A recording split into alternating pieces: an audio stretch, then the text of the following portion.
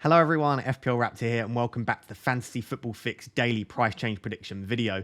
In these videos, we bring you the latest with respect to potential price rises and potential price falls. If you're looking to build up your team value or you just don't want to be priced out of potential moves, look no further than this series and this YouTube channel. So, without further ado, let's get into today's video.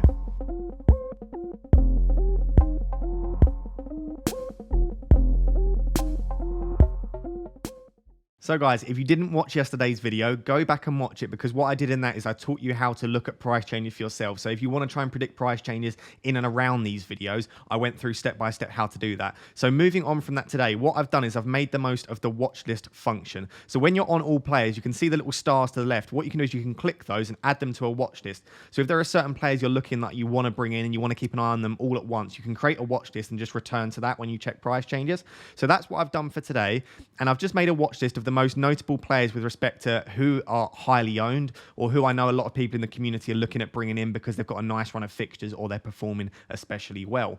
So we're going to start with the price rises and we're going to start with the man on the thumbnail, the man of the hour, Cristiano Ronaldo, who at the time of recording this is at 111.1% progress and he's rising at 6.9% per hour. Now remember, a player only needs to be above 100% for us to predict a price rise. So by the time this evening swings around and by the time the price changes actually happen, he might be at around 130, 140%. So we're predicting with relative confidence that Ronaldo is probably going to rise in price tonight. He's almost at 50% ownership. So if you're looking to get on the Ronaldo bandwagon, I would do so very soon. He's probably just going to keep rising, maybe even be 13 million in a few weeks. Manchester United's fixtures do turn for the worst, which we might take a look at in a bit. But to be honest, I still think he might be worth bringing in ahead of that Aston Villa fixture.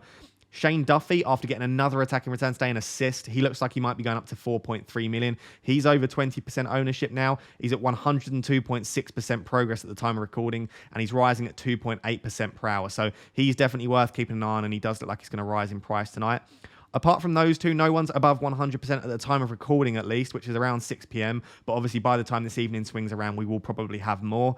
The other players that look close to a price rise, as you can see, are Sanchez, Salah, Ruben Dias, Romelu Lukaku, Livramento, Saint Maximan and Damari Gray all look like they could rise in price tonight. I think interesting is Livramento, another budget option alongside Shane Duffy, who's already seen a price rise this season. Looks like he could be going up again. So lots of people trying to jump on those budget enablers, obviously trying to upgrade their funds in attack.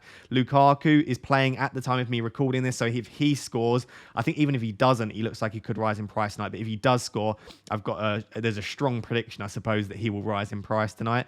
Another player that's very, very interesting is Cancelo, who looks like he's probably going to rise in price tomorrow, but he's been ticking along really nicely. He started 6 out of 6 games in the Premier League for Manchester City, so whilst it's very, very dangerous to try and predict the Pep roulette, I think if you're going to try and do so, Cancelo looks like a player that is fairly nailed and might be worth bringing in. He looks like he'll probably be 6.1 million by the time we want to bring him in, though, because you're not necessarily going to want to be bringing him in before the Chelsea fixture.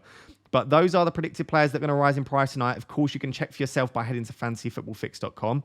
With respect to potential price falls, there are only 3 really that I've noted that I think will be of note to the community that are either high ownership players or players that I know a lot of people do own in the community. Those are Danny Ings, who looks like he might rise in price tomorrow as opposed to tonight. He's at 83 or minus 83.2% progress, but he's only falling at 0.9%. So he's falling quite slowly, which suggests that he might not fall in price tonight. He might fall in price tomorrow. I myself own Danny Ings. I will probably be looking to sell him this week. It's annoying that he does look like he's going to fall in price. So if you want to bring in like Patrick Bamford and you don't want to miss out on that potential price fall for Ings, you want to sell him before he falls in price, I don't think you have to rush to do tonight, but you probably would have to do that tomorrow evening.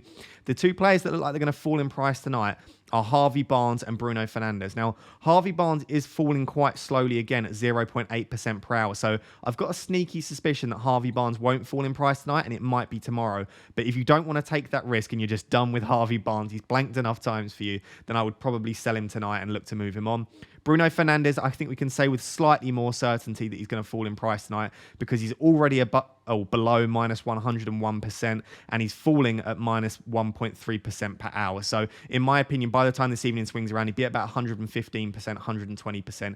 And I think at that stage, we can say with relative confidence again that Bruno Fernandes is going to fall in price tonight. Again, it might not happen this evening, but if you don't want to take that risk, potentially, if you're looking at selling Bruno and bringing in Ronaldo, if you make the move tonight, you might protect yourself from losing losing 0.2 million, because obviously Ronaldo's increasing and Bruno is decreasing. So definitely worth keeping an eye on all of these. Again, you can make the watch list for yourself. And the other thing you can do is just look at your squad. So if you just want to see, again, which players in your squad look like they're going to increase in price or fall in price tonight, you can do that. So you can see, for me, Salah and Ronaldo look like they're going to increase in price tonight, as well as Sanchez. And then you've got Ings and potentially Ben Rama look like they're going to change in price, but I don't think either of those will be changing in price this evening. So worth keeping an eye on. Let's move on to the next section and start looking at some statistics. So what I thought would be a really interesting comparison, I think just interesting even if you don't own Bruno or you've never owned him, I just think it's very interesting to look at these things, is to compare Bruno Fernandes in game weeks 1 to 3 without Ronaldo and game weeks 4 to 5 with Ronaldo, and just to see, has his role changed? What do his underlying statistics look like?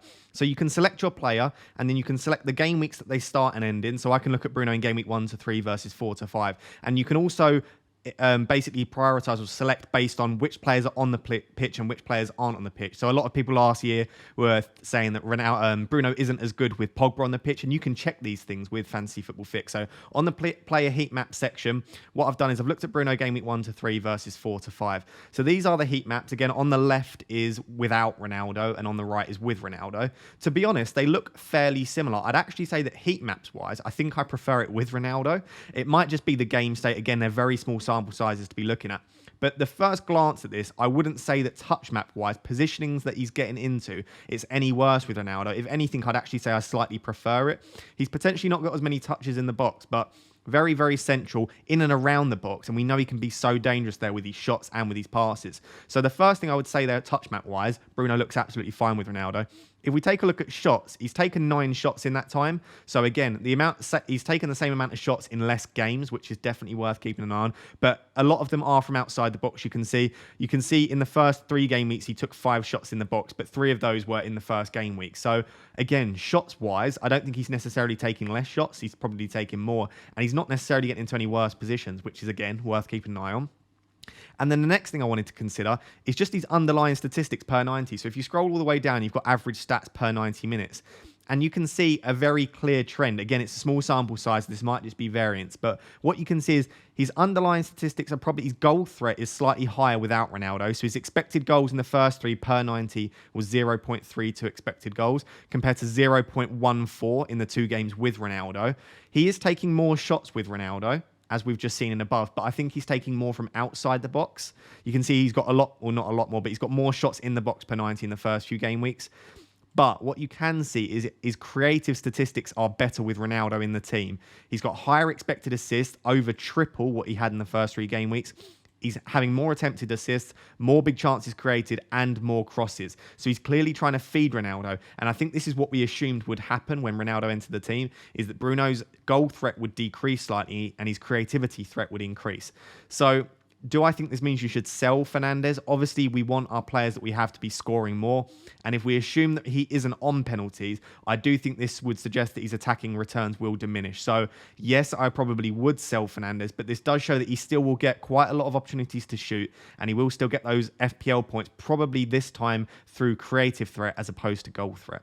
So the final thing I just really wanted to quickly look at without taking up too much of your time is the fixtures. Should we be selling Fernandes because United's fixtures are difficult? And if that is the case, if we're selling Fernandes, should we be bringing in Ronaldo? Should we focus on Lukaku, etc.? So as you can see, the man I just mentioned, Lukaku, the fixtures for Chelsea are unbelievable from game week 7. Southampton, Brentford, Norwich, Newcastle, Burnley. If you go onto the Fix website and sort by attacking difficulty, Chelsea have the best fixtures coming up. So you should really be prioritising Lukaku over Ronaldo. It's just that fixture against City is obviously the difficult one in game week 6.